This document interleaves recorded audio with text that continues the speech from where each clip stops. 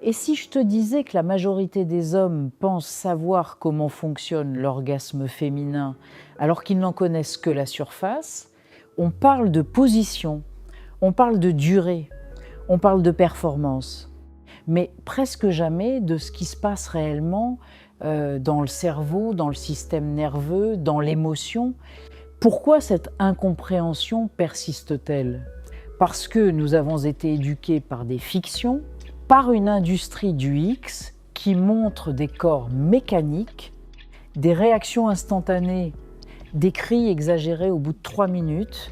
La réalité est infiniment plus riche, plus subtile. Aujourd'hui, on va plonger profondément dans une question fascinante. Comment fonctionne vraiment l'orgasme féminin ? Et je te promets une chose, après cette vidéo, tu ne verras plus jamais la sexualité de la même manière. Alors reste bien jusqu'à la fin. Première vérité essentielle, l'orgasme féminin commence dans le cerveau, avant le toucher, avant le frisson, avant même le contact physique. Tout démarre par une stimulation mentale, une pensée suggestive, un souvenir, un message inattendu, un regard qui dure 1 seconde de plus que prévu. Le cerveau active alors la dopamine, la molécule du désir. C'est elle qui crée l'envie, c'est elle qui allume la mèche.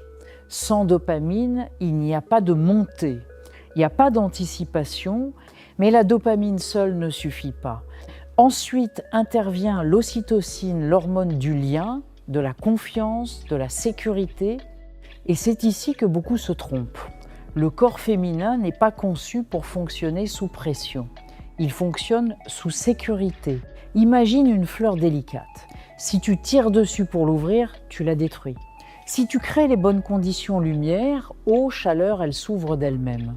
L'orgasme féminin fonctionne de la même manière. Quand une femme se sent jugée, pressée, observée, évaluée, son cerveau active le mode vigilance et en mode vigilance, le plaisir diminue. Le système nerveux bascule vers la protection. À l'inverse, quand elle se sent désirée sans pression, écoutée, respectée, le corps s'autorise à lâcher prise. Et pour comprendre ce lâcher-prise, il faut parler d'anatomie. Pendant des décennies, on a ignoré le véritable centre du plaisir féminin. On a cru que ce n'était qu'un petit bouton externe. C'est faux. C'est un organe vaste, un réseau complexe qui s'étend à l'intérieur du corps.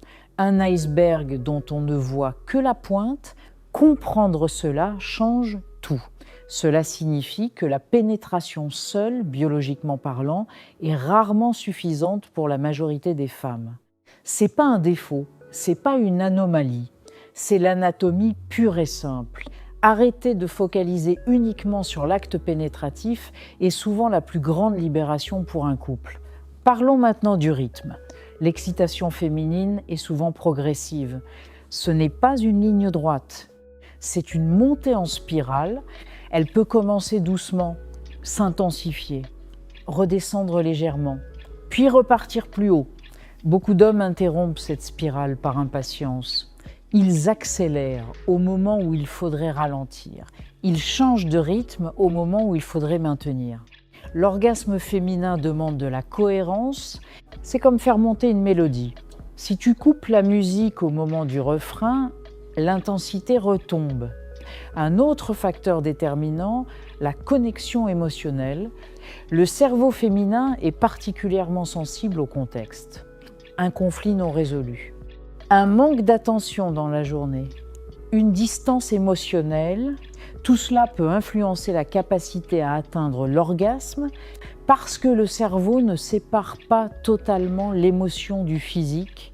Ce n'est pas seulement une stimulation mécanique, c'est une expérience globale. Quand l'émotion est alignée, le corps suit. Il faut aussi parler d'un élément crucial, la diversité des réponses.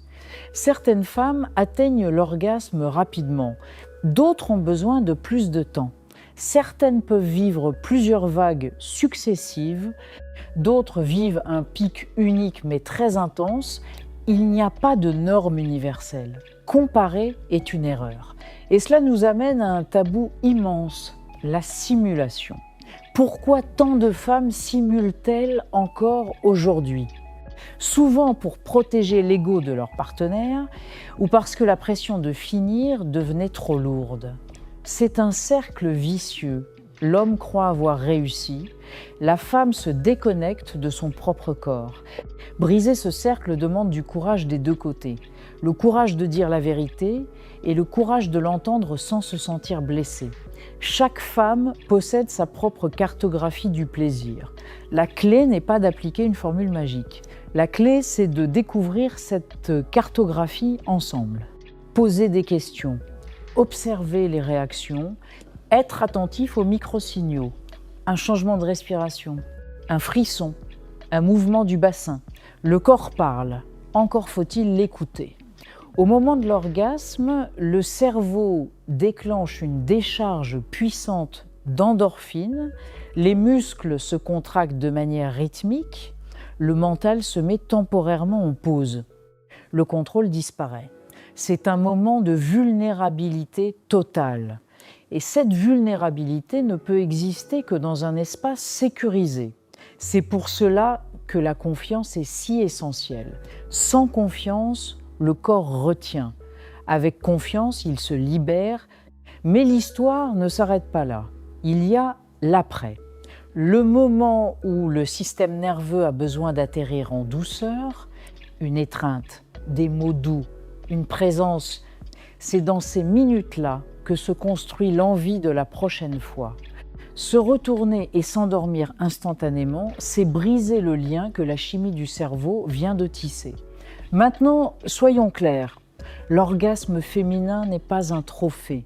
Ce n'est pas un indicateur de performance masculine. C'est une expérience partagée. Plus tu cherches à réussir, plus tu risques de créer de la pression. Plus tu cherches à comprendre et à connecter, plus tu augmentes les chances que cela arrive naturellement. L'orgasme est une conséquence, pas un objectif forcé.